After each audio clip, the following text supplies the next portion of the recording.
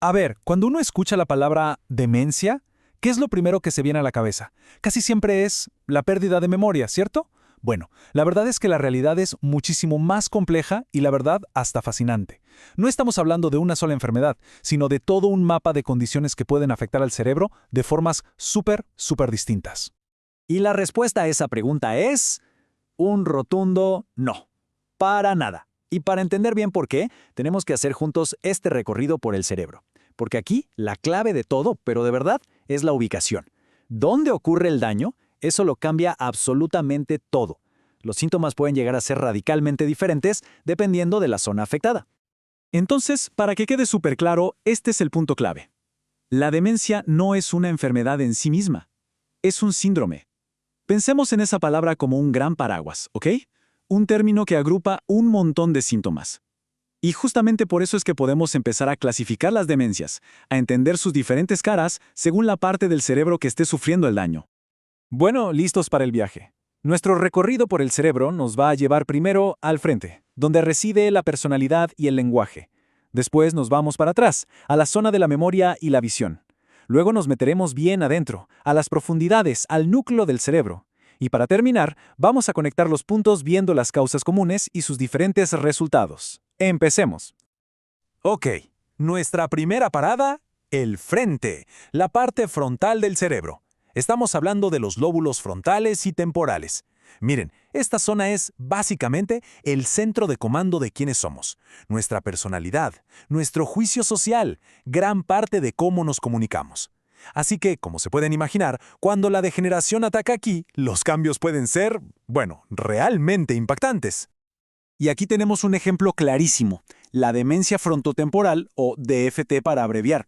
Con la DFT, lo primero que falla no suele ser la memoria, para nada. Lo que se ve son cambios profundos, a veces drásticos, en el comportamiento. De repente, una persona puede volverse súper impulsiva o fría, perder toda empatía, empiezan a descuidar su higiene o incluso a desarrollar hábitos alimenticios rarísimos. Y todo esto pasa porque literalmente el centro de control social del cerebro se está apagando.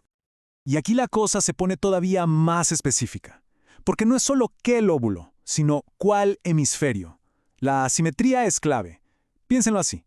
Si el daño se concentra más que nada en el lóbulo temporal derecho, lo que vamos a ver son esos cambios de personalidad y de juicio social.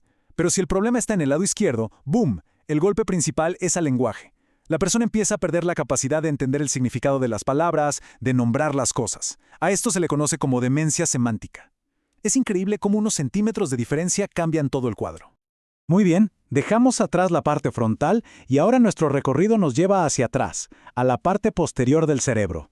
Y esta es una zona que nos es muy familiar, porque aquí están las áreas relacionadas con la forma de demencia más conocida por todos. Pero ojo, también con una de sus variantes más inesperadas. Claro, estamos hablando del Alzheimer, la enfermedad que casi todo el mundo asocia directamente con la pérdida de memoria. Y con razón, porque su epicentro, su zona SER, está justo aquí, en estructuras profundas como el hipocampo y la corteza cingulada posterior. Estas son, por así decirlo, las grandes bibliotecas del cerebro, el lugar donde se guardan y se forman todos nuestros recuerdos. Pero ¿y qué pasa si esa mismísima patología del Alzheimer, en lugar de atacar los centros de memoria, ataca otra zona? Bueno, pues entonces surge algo como la atrofia cortical posterior, y aquí lo fascinante es que el primer problema no es la memoria, es la vista. Las personas empiezan a tener muchísimos problemas para procesar lo que ven. Es como si el mundo se convirtiera en un rompecabezas visual imposible de armar. Esto demuestra a la perfección la idea central de nuestro recorrido. Misma causa, pero en un lugar distinto del cerebro, y los síntomas son completamente diferentes. Y llegamos a la última parada de nuestro tour anatómico. Nos vamos bien adentro del cerebro, a las estructuras subcorticales. Y aquí la historia da un giro interesante, porque las causas de los problemas no siempre son degenerativas y, esto es clave, a veces pueden ser hasta reversibles. Un ejemplo perfecto de esto es la hidrocefalia de presión normal, o HPN. Los médicos la reconocen por una tríada de síntomas muy clara. Son tres cosas. Primero, problemas para caminar, un trastorno de la marcha. Segundo, incontinencia. Y tercero, un deterioro cognitivo. ¿La causa? Pues una acumulación de líquido en los ventrículos del cerebro que básicamente aplasta y presiona estas estructuras profundas.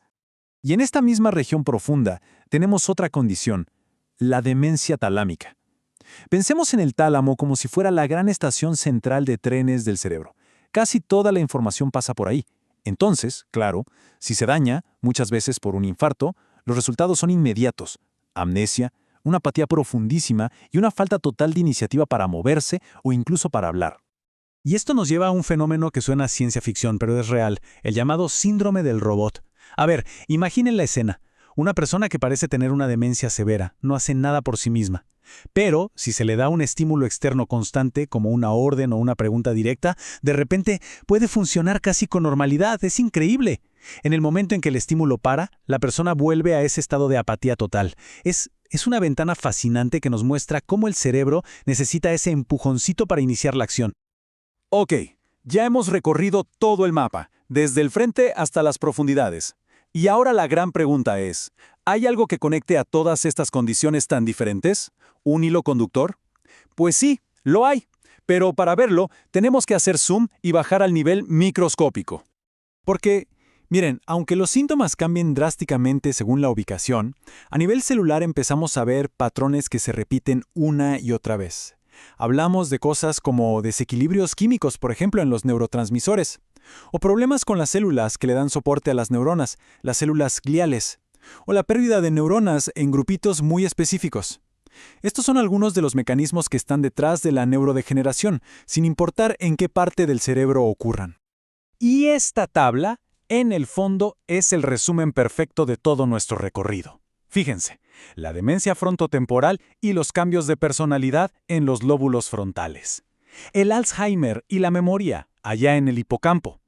Los problemas de visión en la atrofia cortical posterior. La apatía de la demencia talámica o los problemas para caminar de la HPN en las zonas profundas. El mensaje no puede ser más claro. Dime en qué parte del cerebro está el daño y te diré qué tipo de demencia es. La geografía del cerebro lo define todo. Y todo esto nos deja con una pregunta final, que es quizás la más importante de todas. Si entendemos que la demencia no es una sola cosa, sino un montón de síndromes súper específicos según la ubicación del daño, ¿qué significa eso para el futuro de los tratamientos? ¿Podríamos estar quizás a las puertas de una nueva era? Una donde dejemos de buscar una cura talla única y empecemos a desarrollar terapias de alta precisión, diseñadas para proteger y tratar regiones súper específicas del cerebro? El mapa ya lo tenemos. El futuro de la neurología y de millones de personas podría depender de cómo aprendamos a leerlo.